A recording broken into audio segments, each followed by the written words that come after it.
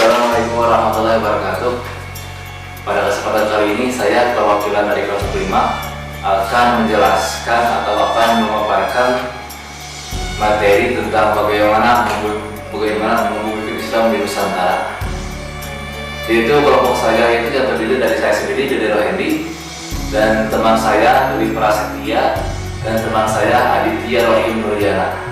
Bagaimana membumikan Islam di Indonesia ini meliputi 4 masalah, yaitu yang pertama Islam, bagaimana Islam masuk ke Indonesia, yang kedua tokoh-tokoh penyebar Islam, yang ketiga sumber-sumber ajaran Islam, dan yang keempat adalah media dan strategi dakwah ke Indonesia.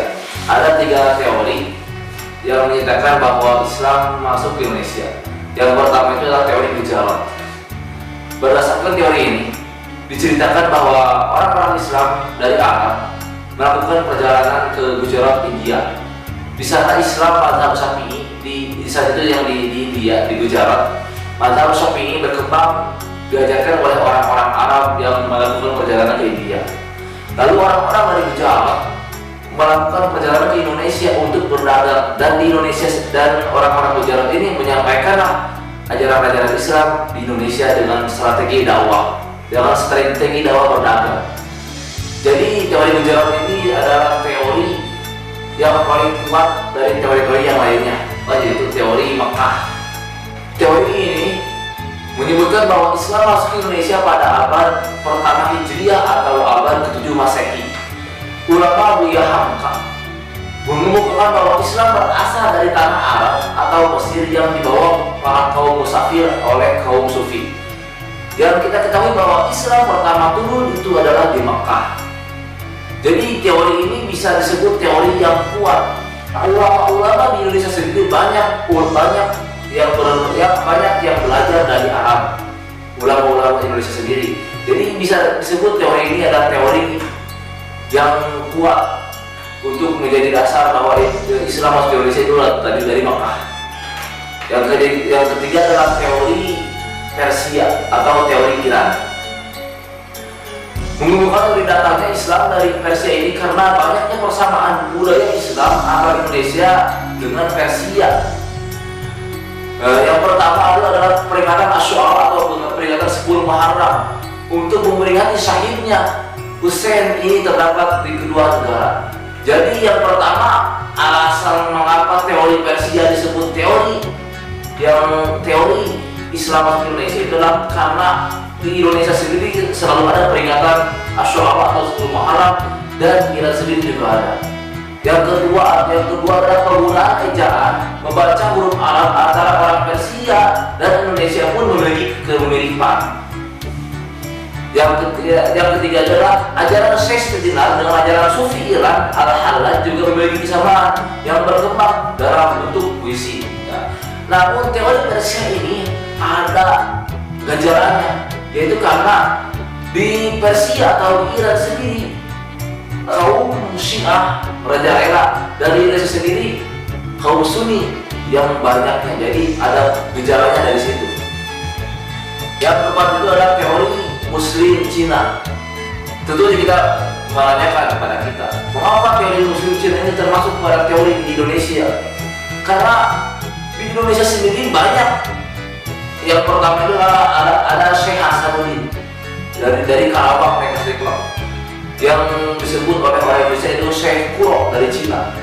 Beliau menyampaikan Islam di Indonesia itu adalah daerah Karawang. Beliau mempunyai santri. Beliau sangat jago, sangat lihai dalam budaya Al-Quran. Beliau mempunyai santri istri yang bernama Subang Larang. Suatu ketika Prabu Siliwangi, Raja Pajajaran, melakukan perjalanan ke Karawang. Terus ketika itu santrinya yang bernama Subang Larang, yang mempunyai, kalau bahasa sekarang itu kuning langsat, cantiknya kuning langsat. Beliau sudah membaca Al-Quran, Subang Larang tersebut. Lalu Raja Siliwangi pun sangat mencintai santrinya Syekh Kuro. Maka Raja Pajajaran sendiri meminta izin kepada kiainya untuk menikahi Subang Larang. Kata Syekh Kuro, silakan asal kamu masuk Islam. Setelah itu Raja Situlangi itu masuk Islam. Berarti masuk Islam, mau menikahi, tetapi oleh Syekhullah boleh menikahi asal dengan mas kawin tasbih. Kata Raja Pajajaran, siap, banyak di pasar saya akan bawa sekarung. Kata Syekhullah, harus tasbihnya dari Makkah. Maka hari itu juga Raja Siliwangi pergi ke Makkah untuk mencari tasbih untuk menjadi mas kawin untuk menikahi sebuah orang. Itu adalah ulama, salah satu ulama dari Cina, dan banyak lagi yang lain ulama-ulama dari Cina yang ada di Indonesia. Yang kedua itu adalah tokoh-tokoh penyebar Islam. Di antara para penyebar Islam di Indonesia tentu saja banyak ya.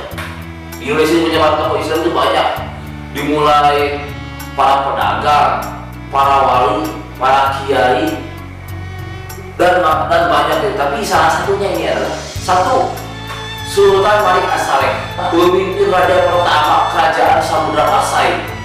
Sebelum menjadi raja, beliau adalah putra Merah Gajah. Diceritakan Merah Gajah mengembala dari satu tempat ke tempat lain. Akhirnya beliau berhasil diangkat menjadi raja di satu daerah, yaitu Samudra Pasai. Jadi Sultan Malik As-Saleh ini adalah beliau ini salah satu wali songo yang 9 yang menyebarkan Islam di daerah Jawa. Yang kedua itu adalah Sunan Ampel atau Raden Rahmat.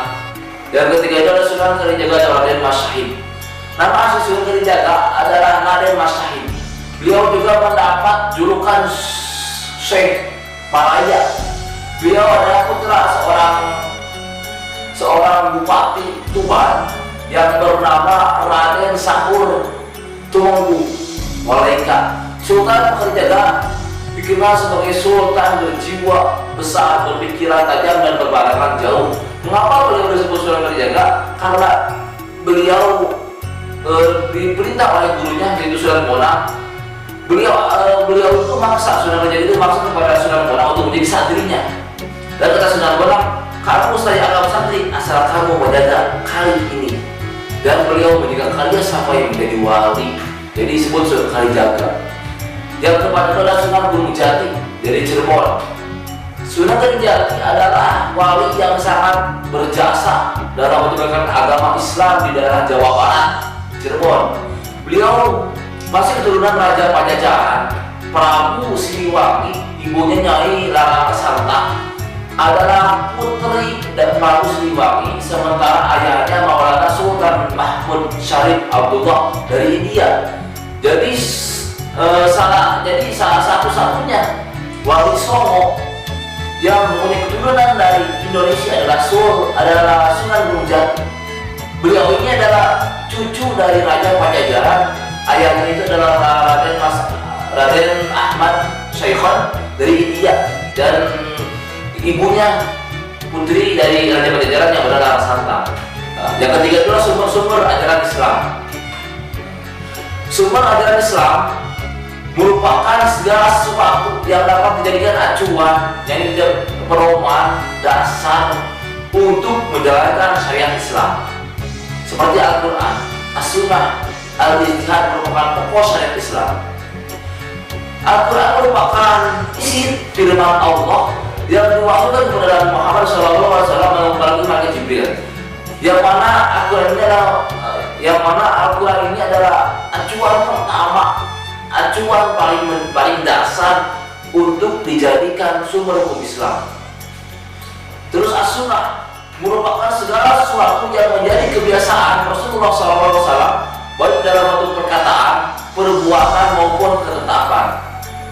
Perkataan Nabi disebut hadis qauli, perbuatan Nabi disebut hadis fi'li, dan ketetapan Nabi disebut takrir Nabi, sunnah takriyah, ketetapan Nabi. Nah, adapun ijtihad merupakan mengarahkan segala kemampuan berpikir secara maksimal, yaitu mendasari dari Al-Quran dan hadis. Yang pertama ijma, yaitu kesepakatan para ulama. Yang kedua qiyas, yaitu perumpamaan. Seperti Al-Quran itu dikatakan, kita kalau diperintahkan oleh orang tua tidak boleh berkata uff, atau cis, tidak boleh. Nah, namun kata Sayyidina Umar, karena pas beliau lagi kafir, boleh untuk menyebutkan kata atau salah atau pada orang tua. Terus oleh Nabi dibutuhkan, tidak boleh. Nah, itu merupakan contoh kias. Yang kedua adalah istishad. Yang mana istishad ini adalah pendekatan hukum untuk kemaslahatan umat. Ada istishad. Nah, istishad ini adalah mendapatkan suatu hukum untuk kemaslahatan semua umat. Seperti yang mencuri dipotong tangannya, itu istishad. Yang tidak masuk sekolah dihukum lari, itu istishad. Dan masih banyak yang lainnya. Yang kelima adalah maslahah mursalah. Maslahah mursalah ini untuk kemaslahatan juga sama, tetapi harus ada ilat. Seperti ada wanita yang ditinggal lama oleh suaminya merantau beberapa tahun, saking lamanya wanita ini ingin menikah lagi. Karena masih ada ikatan perkawinan dengan suaminya meskipun lama ditinggal merantau, maka wanita itu tidak boleh menikah. Kecuali kalau sudah ada talak cerai dari suaminya, maka wanita itu boleh menikah. Yang kelima adalah sulh dhariyah, itu mengharamkan atau memakruhkan yang mubah, yang boleh, seperti hukumnya rokok. Rokok ini hukumnya mubah, boleh. Tetapi kita harus melihat dulu orang yang merokok ini seperti apa. Kalau misalnya ada kasus, kalau misalnya ada orang yang merokok ini batuk, sakit, jantung, haram untuk dia merokok.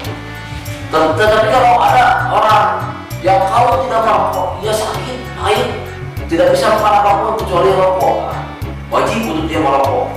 Itu sulh dhariyah. Yang ketujuh adalah yaitu di mana adat muhkamat, adat dijadikan hukum. Ini adalah masa-masa ijtihad yang 7. Kemudian yang keempat adalah media dan strategi dakwah. Dalam Al-Quran dijelaskan bahwa strategi dakwah ada 3. Yang pertama dengan bijaksana atau hikmah. Hikmah adalah metode atau cara yang bijak, penuh dengan kelembutan, yang mampu memberikan efek positif terhadap sasaran dakwah. Dakwah bukan dengan caci maki dan ucapan-ucapan yang kasar. Jadi dakwah hikmah ini seperti ketika Nabi Musa dan Nabi Harun meminta penawaran kepada Allah, ya Allah, bagaimana saya harus dakwah kepada Firaun sementara Firaun sudah kafir, sudah mengaku sebagai Tuhan? Bagaimana Allah menjawabnya? Dalam surat Al-Qur'an dijelaskan, faqula lahu qawlan layyinan la'allahu yadhakkaru aw yakhsha. Bicaralah kalian berdua, hai Harun dan Musa, kepada Firaun qawlan layyinan, dengan ucapan layyinan yang lembut. La'allahu yadhakkaru, maka sugan-sugan Firaun yadhakkaru, ingat, aw yakhsha, atau yakhsha, takut. Jadi misalnya kita didakwahi oleh orang-orang misalnya yang tidak sholat, kamu tidak sholat akan kafir, masuk neraka.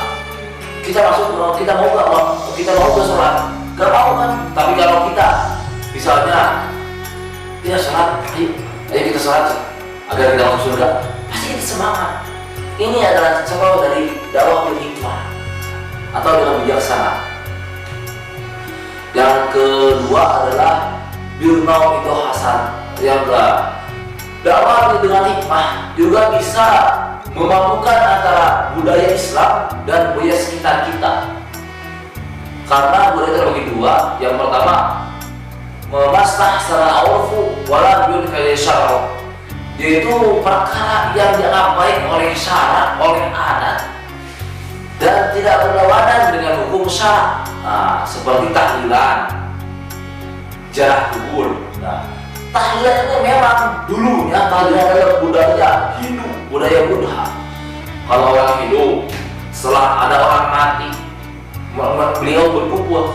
Tapi orang Hindu berkumpul itu mereka mabuk-mabukan, minum minuman keras, main wanita. Nah, terus ketika datang Nabi SAW ke Pulau Jawa, dirubahlah kebiasaan orang Hindu setelah orang meninggal itu dirubah dengan membacakan tahlil, bacaan-bacaan Al-Quran, sholawat. Nah, dirubah itu yang dinamakan mastahsana urfu walam yunkar syar'u. Yang kedua adalah mastahsana urfu wa yunkar syar'u. Ini yang tidak boleh. Perkara yang dianggap baik oleh adat, oleh kebiasaan tidak apa-apa, tetapi berlawanan dengan hukum syara, seperti mabuk. Mabuk ini kalau di daerah Arab, di daerah itu tidak apa-apa mabuk, tetapi berlawanan hukum syara, tidak boleh. Ini mastahsana urfu wa yunkar syar'u. Yang kedua adalah dakwah bil mau'izah hasanah, yaitu dengan tutur kata yang baik, dengan nasihat yang baik. Seperti ada cerita Nabi, ketika Nabi bertanya kepada Siti putranya itu Siti Aisyah, ketika Rasulullah SAW sudah wafat, bertanya, ya bunayya, hei anakku, apa sunnah Nabi yang belum saya lakukan? Ya. Terus Siti Aisyah menjawab, ya hai bapak, memang anjir teh, memang kamu teh sedang ahli sunnah Nabi. Tidak ada sunnah Nabi yang kamu tinggalkan. Tetapi ada satu sunnah Nabi yang kamu tinggalkan, yaitu ketika Nabi pagi-pagi, Nabi selalu memberi makan orang itu yang ada di pinggir, yaitu orang Yahudi. Maka segeralah Abu Bakar ketika pagi membawa makanan, datang orang itu ke orang Yahudi memberi makan. Terus orang Yahudi itu bicara seperti ini, kamu bukan orang yang biasa memberi makan kepada saya, karena orang yang biasa memberi makan kepada saya itu orang luput. Ketika beliau menyopi saya, beliau selalu mempunyai makanan. Setelah beliau punya, lalu menyopinya kepada saya. Kamu bukan orang yang biasa. Terus Sayyidina Abu Bakar menangis. Memang saya bukan orang yang biasa memberi makan kepada kamu. Yang sudah biasa memberi makan kepada kamu itu orangnya sudah meninggal, sudah tiada. Itu Muhammad SAW. Terus orang yang begini menangis. Karena apa? Karena orang yang begini selalu menghina Nabi Muhammad. Itu yang disebut bil mau'izah hasanah. Kedua, tutur cara kata yang baik dengan sopan santun, itulah mau'izah hasanah. Yang ketiga adalah dakwah mujadalah bil hasanah, yaitu dakwah yang dilakukan dengan cara bertukar pikiran, adu argumen, dialog sesuai kondisi masyarakat setempat tanpa melukai perasaan mereka. Jadi mujadalah ini adalah tidak debat untuk saling menjatuhkan, tidak, tetapi debat untuk memberi solusi, untuk mencari solusi yang terbaik yang mana. Itulah dakwah bil hasanah. Sekian dari kelompok kami. Mohon maaf segala kesalahannya karena kami dalam proses belajar. Wassalamualaikum warahmatullahi wabarakatuh.